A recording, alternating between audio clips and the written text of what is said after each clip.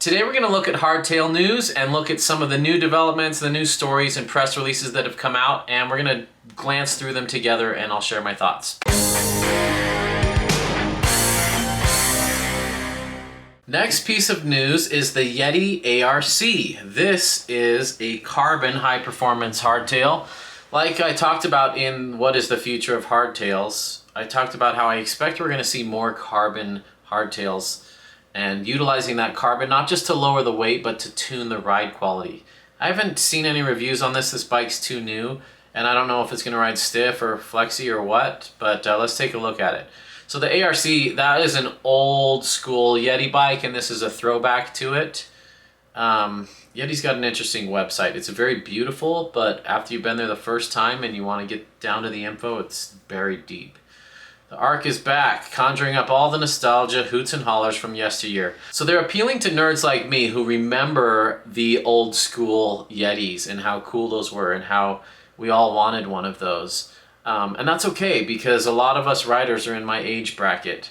The nostalgia, hoots and hollers from yesteryear. Once again, this is marketing speak. This is meant to make you feel like, oh, I need that. And kind of help you, educate you on what it's for, but it's more to hype you up and get you to make a purchase. It's your instant feedback steed for any trail. Show it your single track, pump track, and your bike pack route too. Okay, so single track, pump track, and bike pack. It's got history to live up to and new history to make, and it's already impatient. So, yes, this is a beautiful bike, I agree. It's funny what people will do for a straight line from the rear axle to the head tube. People love that for some reason. I don't, but it would not be a reason for me not to buy this bike. Aesthetics are never enough of a reason for me to not buy a bike if everything else is there. But this has a lot of aesthetics that people are going to like. Look at that seat tube. It looks pretty steep. So does the head tube, unfortunately. That looks fairly steep. It's got some good lines. This is a beautiful bike. You can see it's got a smaller rotor, 34 instead of 36 mil stanchions from the last bike we looked at. This is interesting how this drops down. Kind of starting to see that. That looks a lot like the Chameleon, how their chainstay kind of swoops down as well. We've got water bottle bosses on the underside and on the top. Interesting that they mentioned bike packing. I think this could be a really cool bike packing bike. One thing I will say, a caveat to bike packing with a carbon bike, is those bags and straps can rub your frame raw, and they will not just rub through the paint, they will rub through the material. So if you do have a carbon bike you're thinking about bike packing with, tape it up like crazy or cover it in inner tubes or something so that it doesn't get damaged. Once again, we got a nice low seat tube. I love seeing that, and it's a straight seat tube. That means we can run a dropper all the way in. A lot of people wonder why they don't add water bottle bosses in here. One, it may not be tall enough for a bottle vertically, and two, those interfere with the seat tube often. They could have put some bumps out for it, but then people would say, those are so ugly, I'll never buy that bike, it's too ugly. We don't have sliding dropouts here. It's a fixed rear end, and that's fine. Only single speeding nerds like me seem to care about that sort of thing. Does look like a steep head angle. All right, let's dive in a little deeper. Lifetime warranty. I'm glad that they mentioned the lifetime warranty. That's important for a carbon bike, and I think especially a hardtail. A lot of hardtails we ride a little bit harder. We put them away wet. We lean them against trees. They're kind of we don't care about it too much because it wasn't $6,000 bike, but that changes when you go to carbon. If you want to see a video of someone just enjoying riding a hardtail on some single track, they do beautiful videos. Uh-oh, I am seeing a press fit bottom bracket. I do not like that. Why would you do that? I mean, Yeti does that on all their bikes, but maybe it's to get a lighter frame so that they can claim they got a lighter frame for the weight weenies. I don't know. I do like that it all looks hollow. That looks really cool. I like the shape of the chainstays. I like the ribbed chainstay protector. That looks cool. We've also got internal cable routing, and you know how I feel about that. Not a fan. Glad they have mounts on the bottom. I'm not sure what that is. Not your hardtail from yesteryear. Okay, I would agree because of the carbon, but we'll see if the Geo really makes it modern or not. Secured for speed. It has ISCG tabs For a chain guide, I don't know if these would work for a bash guard. I would really want a bash guard on this. I'd love to have the third ISCG tab here to run a bash guard. A carbon bike, I'm going to want to bunny hop any bike up a 2-foot ledge, or at least try to get up it, and I do not want to hit my down tube, my carbon down tube on rocks, so I'd love to have a bash guard there. I don't know if that's going to be possible. Interesting, I see a cable boss right there. Why would they put that there? Why would they not just run it all the way through the chainstay? I don't know. That's really weird. It's routed in the front and then pops out down the bottom. This is just more marketing speak. A modern approach to hardtail geometry. They haven't told me how. How is it a modern other than it says it's modern? And this gets a lot of people. A lot of people will read that and be like, oh good, it's got modern geometry, without even looking at the charts. And they just believe the marketing speak. So they think, sweet, modern approach to hardtail geo. Perfect, I don't even have to worry about looking at the chart. Yeti said it's modern, therefore it's modern. And as we're gonna see, it's not as modern as they think it is. It's more modern than an XC race bike or bikes from the 90s, like the ARC, but I still wouldn't call this super modern. So a modern approach to geometry without losing traction in the rear. Riders have plenty of room to maneuver and respond to trail feedback without being too stretched out. Basically, they're saying it's long, but not too long. It's short, but not too short. They're making promises that I don't think they can keep. Like, how do they know I'm not going to be too stretched out or that I won't have room to navigate? That depends on your sizing. Anyway, it's making claims and promises that I don't feel are very accurate. And Yeti's not alone. A lot of people do this. This is starting to remind me of the DV9. It looks very DV9-esque. Nice and light, looks XC/trail, steeper head angle. Far beyond a juiced up thoroughbred XC race bike. Okay, so they want the XC bike guys to love it, but they also want those of us that say, ew, an XC race bike, I don't want that. They want us to feel like it belongs to us. So they say it's more than just a juiced up XC race bike. It's built around a 130 mil fork for massively capable trail bike. I don't think I would call this massively capable, if I'm honest. I haven't ridden it, so maybe it is. 130 fork is where I think most hardtails should be, even aggressive ones. But this is, they're overselling it a little. I don't think this is going to be massively capable with the head angle it's got and 130 mil travel. I think it's going to be more capable than people think, but I would definitely not put it in the massively capable category. So we're getting marketing speak, and people, it makes people believe that when they read it, but always take that stuff with a grain of salt. All right, so we've had claims that it's not just your beefed up XC bike and that it's massively capable. I think massively capable would probably fit that Kona a little bit more, but let's keep reading. There's Joey shredding this thing. Remember, he can shred a shopping cart and make it look cool. That's not to say this is a bad bike. It's fun to see someone getting rowdy on a bike you're excited about, and it does build that stoke and it makes you want it more, and that's cool. It makes you say, man, if he can do that on this bike, maybe I can too. It kind of takes away my excuses of maybe this won't work for my trails.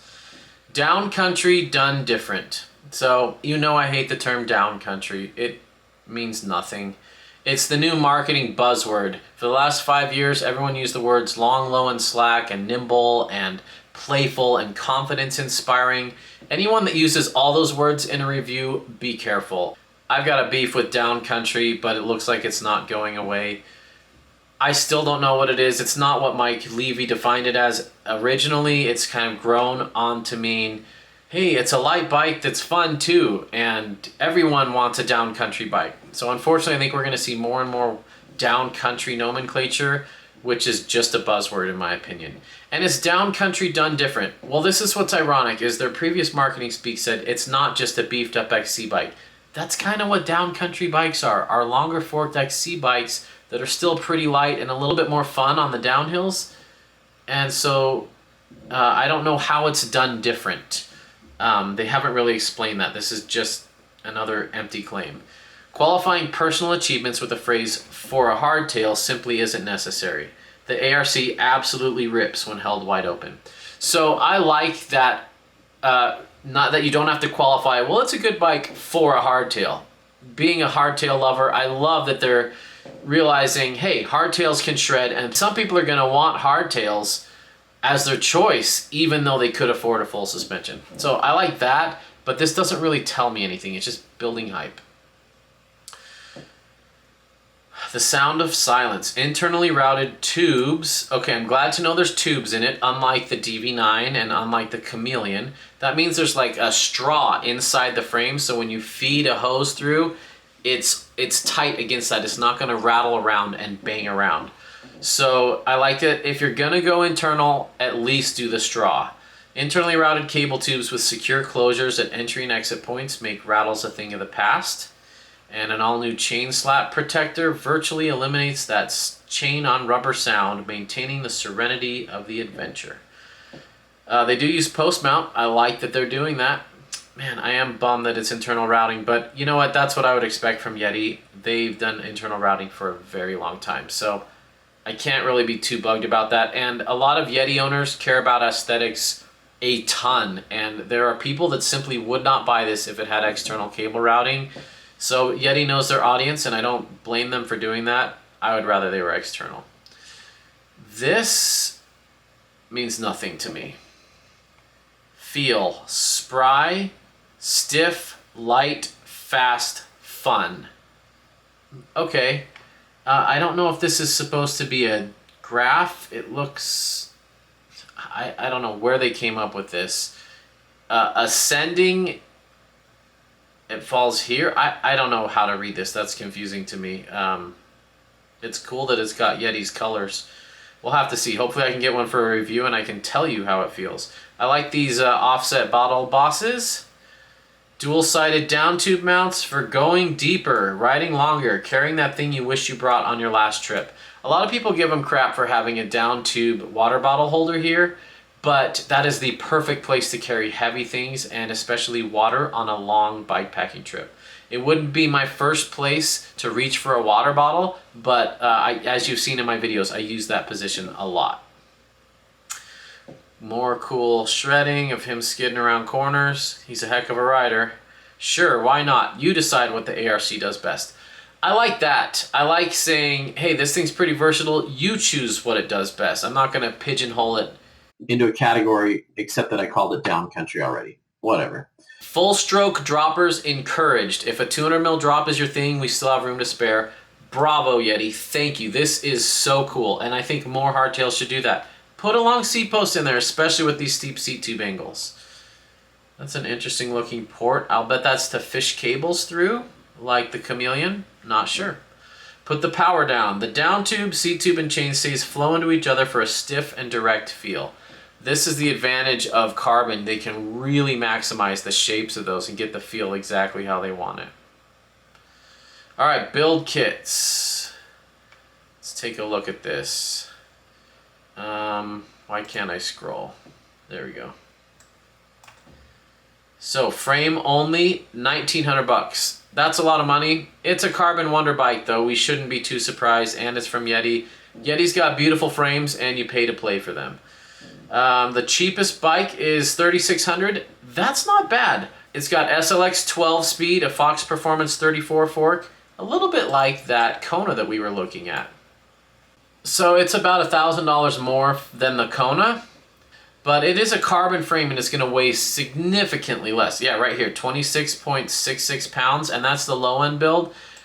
I actually don't think this is a bad price. $3,600 for a Wonderbike like this, that's pretty spot on. So bravo, Yeti, for keeping that down. SLX 12 speed, press fit BB92. I hate that. Internally tunneled cable routing. If you're gonna go internal, do it tunneled like that. Good work. Boost dropouts, integrated derailleur hanger and axle. Performance 34 fork. That's all most people need. Let's see what the high-end one has. Probably, where's that scroller? Man, this is awful to scroll around with. Okay, so even a 34 Fit 4 130, I almost wonder if like a step cast would fit this better. So aside from the frame, the next most important or most expensive thing is the fork. So when we look at this, we've got on the high end, the $6,800 one, a Fox Factory 34 with the Fit 4 damper, and on the lower end's a Fox Performance 34. And so I don't know that it's really worth spending a whole bunch more to get the Factory 34 unless you've got to have Kashima. It does have the Fit 4 damper, but I think the regular Fox Performance 34 is just fine. Rear shock, legs. I really like that. That is not only funny and fun, but it's true. On a hardtail, your legs are your rear shock. It's your human suspension. Bravo, Yeti. You just made my week with this. That was awesome. I was not expecting that, and I hadn't seen that yet. It's got a nice DT Swiss wheel set. Here's a little fun fact about DT Swiss wheel set. That number is their weight in grams. So the M1900 weighs more than the XM 1700. So over here for 300 bucks more, you can get GX Eagle. I think I would do that. I just like SRAM better than Shimano, but it's cool that they've got both build kits so that you can decide. Fox Transfer Dropper, not my favorite, but it's fine. DHF front, Recon 2.6 rear, that's pretty standard. DHF front means this thing is meant to ride some serious trails and you can rail it pretty hard. At least they're not trying to save as much weight as possible by putting tiny little tires on it. They know some people are going to really shred this, like Joey. Integrated headset. Oh, integrated headset. That means you cannot run an angle set on this if you want to get a slacker. Let's look at the geometry. I'm going to switch it to millimeters. Reach on a medium's 445. That is modern. I like that. 445, 450 is where I like to see it on a modern. 465 on a large. 490 on an XL. This is very close to the chameleon in the reach measurement. Stack is quite high. Very good, Yeti, especially for a 130 bike. Seat tube length, nice and short. I should be able to run a long dropper. Effective seat tube angle. Thank you for saying the effective seat tube angle, not the actual. This is 76. I can't quite compare it to the Hanzo we looked at because theirs was actual seat tube angle, not effective. 76 is great. I've been riding that Banshee close to this, and I love a steeper seat angle. Alright, head tube angle. This and the reach are probably the two measurements that make the most difference, and the chainstay length. 67 degrees. Darn. So that is downcountry to me. That is a beefed up XC in my opinion. Especially when bikes like the new Specialized Epic Evo is a 65.5 full suspension. And that's an XC race bike. I would love to see, I guess that would be more downcountry to me, far more than this. I'd love to see this 66 or 65, but that's just me. But since it's got an integrated headset, you can't run an angle set on it. Dang it. 67 degrees, that's okay. I've ridden some 67 degree bikes that still felt good, and I've ridden some 67 degree bikes that feel awful. So the jury's out. For trail riding and ripping twisty single track, it might be perfect. So I can't judge this book by its cover too much. I really want to ride it. But I wish it was lower because in general, 66 works better than 67 for me. Alright, chainstays 433. That's good. 430 is about where I like to see it on a 29er for my size, and 433 is close enough. Should still be able to get it, pop it up into a manual. Yeah, so they're measuring it, not the actual center of the bottom bracket to the center of the axle. They're measuring the effective chainstay length. And that's important to note because not everybody does that. So it might feel a little bit longer. I'll bet this will feel a lot like a DV9 in almost every way. I'm curious how the frame rides, if it's too stiff or not. Let's see, 44 mil offset. And then for the fit guide, I'm going to switch that to inches. So they recommend me between a small and a medium. I'm 5'6". I'm going to pick a medium. So this is just a news release. I'm just going through some of my initial thoughts on these. The best way to find out how these bikes ride and to not judge a book by its cover is to ride them in person. And I reached out to Yeti. I'm not able to get one of these right now. I would love to. It would be great to feature on the channel, so I'm just going off with the info that I've got. The reviews I've read were not helpful. They were just typical magazine reviews where they praised everything and didn't really say a whole lot. It looks beautiful. Beautiful looking bike. It's gonna be light, 2.8 pound frame. You could build this super light. If I were racing XC, this might be one of my top choices. If there were a way to make the head angle slacker, and you could slacken this out to like 65.5, man, I think this could be a riot. I don't love the internal cable routing, but once it's routed, it doesn't really matter. I don't love press fit bottom bracket. This kind of is more of a Wonderbike than the everyday man's working hardtail, where it's metal with external housing and it's easy to swap parts over. This isn't that. This is a bike you're not going to throw your old parts on. This is a bike you're going to buy as a complete, or just bling it out and never swap anything and just leave it. And that's okay. Those bikes have a purpose in the world. I think it's pretty, and I think you would be able to have a really fun time shredding around one of these. It looks like a really good hardtail, and I'm proud of Yeti for realizing that there is a market for high-end hardtails that are both light and long distance and fun, and that some people choose that. I would love to take this on a 3-day trip or go crush out 50 miles on it to see what it's like. Fingers crossed we're able to get one in for review.